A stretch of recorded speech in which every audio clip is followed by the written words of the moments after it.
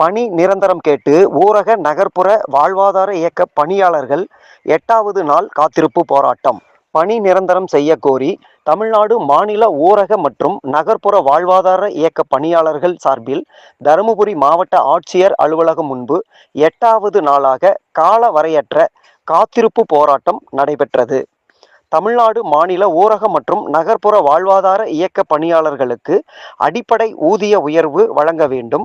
பணியாளர்களுக்கு வழங்கப்படும் ஊதியம் மாவட்ட அலுவலகத்திலிருந்து பணியாளர்களின் நேரடி வங்கி கணக்கிற்கு அரசு பணியாளர்களுக்கு விடுவிப்பது போல் விடுவிக்க வேண்டும். ஆண்டுதோறும் பணி புதுப்பித்தல் முறையினை கைவிட்டு 10 ஆண்டுகளுக்கு மேலாக பணியாற்றும் பணியாளர்களுக்கு பணி பாதுகாப்பு மற்றும் பணி நிரந்தரம் செய்ய வேண்டும் உள்ளிட்ட 15 அம்ச கோரிக்கைகளை வலியுறுத்தினர். காத்திருப்பு போராட்டத்திற்கு மாவட்ட தலைவர் சி. முத்துசாமி தலைமை வகித்தார். மாவட்ட அமைப்பாளர் பி. சிவலிங்கம், பொருளாளர் என். பிரதீப், மாவட்ட துணைத் தலைவர்கள் பி. திரேசா, சி. கலைச்செல்வி, மாவட்ட இணை செயலாளர்கள் வி. அனுஷாயா, எம். சரவணன், நிர்வாகிகள் எம். அருண்குமார், சி. ரமேஷ் ஆகியோர் கோரிக்கைகளை விளக்கி பேசினர். ஏஐசிசிடியு மாநில செயலாளர் சி. முருகன், மாநில நிர்வாகி கே. கோவிந்தராஜ், தமிழ்நாடு அரசு ஊழியர் சங்கத்தின் மாவட்ட இணை செயலாளர் மீன் முருகன் ஆகியோர் வாழ்த்தி பேசினர். இங்க அடையாள வேலை நிறுத்தங்கள் 8 நாளா செஞ்சுட்டீங்க, போதும். இனி அங்க போனோம். ஏன்னா இப்போ இருக்கக்கூடிய உண்மையான விஷயம் என்னன்னா, இப்ப தேர்தல் சமயம் எல்லாருக்கும் இடைநிலை ஆசிரியர்கள் போராடினார்கள். உடனடியாக அவர்களுக்கு நீதி வழங்கப்பட்டது.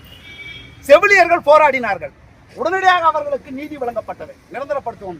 தூய்மை பணியாளர்கள் எங்களுடைய சங்கத்தின் சார்பாக 167 நாட்கள், ஒரு நாள் 8 நாள் 9 நாள் இல்ல, 167 நாட்கள் 3000 பேர், 2000 பெண்கள் ஒரு போராட்டத்தில் ஈடுபடும் போது அவர்களுடைய உடல் உபாதைகள்ல நிறைய பிரச்சனை வரும்.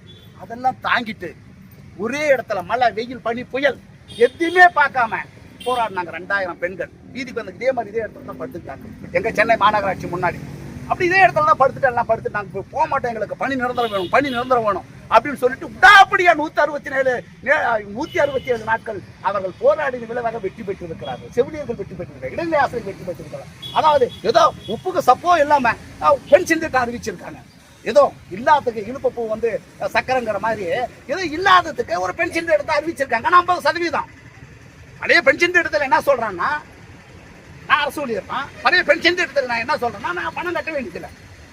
பணம் கட்டாம இல்லை, இன்னைக்கு எனக்கு இவ்வளவு சம்பளம்னா எனக்கு அதில் பாதி சம்பளம் கொடுக்கப்படும். ஏன்னா நான் எதுவுமே கட்டுறதில்ல. ஆனா இந்த புதிய பென்ஷன் திட்டத்தில் என்ன சொல்றான்னா, நீங்க 10% கொடுக்கணும். என்னுடைய சம்பளம் 50,000ன்னா நான் 5,000 போடணும். பழைய பென்ஷன் திட்டத்தில் இல்லை.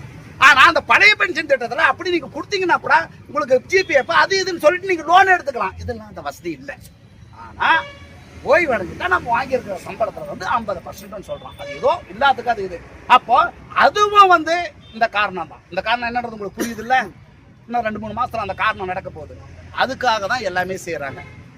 பழைய பென்ஷன் திட்டத்தை அறிவிக்கிறாங்க. புதிய பென்ஷன் திட்டத்தின் பேர்ல, டாப்ஸ்ங்கிற பேர்ல, தமிழ்நாடு யூனிஃபைடு பென்ஷன் ஸ்கீம்ங்கிற பேர்ல அதை அறிவிக்கிறாங்க. செவிலியர்களுக்கு 2000 பேர் நாங்கள் முதற்கட்டம் 1000 பேருக்கு நிரந்தரப்படுத்துறோம்னு அறிவிக்கிறாங்க. இடைநிலை ஆசிரியர்களுக்கு உங்களுடைய நாங்கள் கவனத்தில் எடுத்துக்கிறோம்னு சொல்றாங்க. தூய்மை பணியாளர்கள் நிரந்தரப்படுத்தப்படுவார்கள், அவர்கள் அதே வேலையை செய்வார்கள் என்று அரசாங்கம் அறிவிக்குது. ஆனா நீங்க உங்களுக்கு உண்டான எந்த விதமான சலுகையோ எந்த விதமான இதோ அரசாங்கம் கண்டுக்கல இன்னை வரையும். அப்ப உங்களுடைய கூட்டு போராட்டம் இன்னும் வலுவடைய வேண்டும். நீங்கள் மிகப்பெரிய வலுவடைந்து ஒற்றுமையாக செயல்பட வேண்டும். அந்த ஒற்றுமையின் வாயிலாக மாநில தலைமை அவங்களுக்கு நெருக்கடியை கொடுக்க வேண்டும்.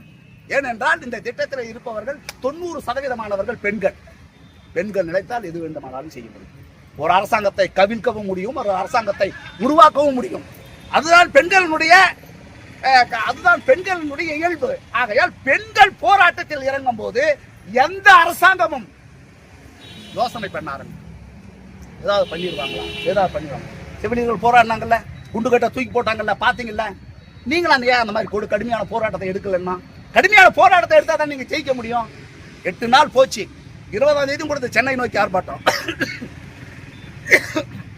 அந்த சென்னை நோக்கி ஆர்ப்பாட்டத்துல நீங்க எடுக்கக்கூடிய ஒவ்வொரு அசைவும் அரசாங்கத்தினுடைய கண் பார்வை உங்கள் மீது விட வேண்டும்.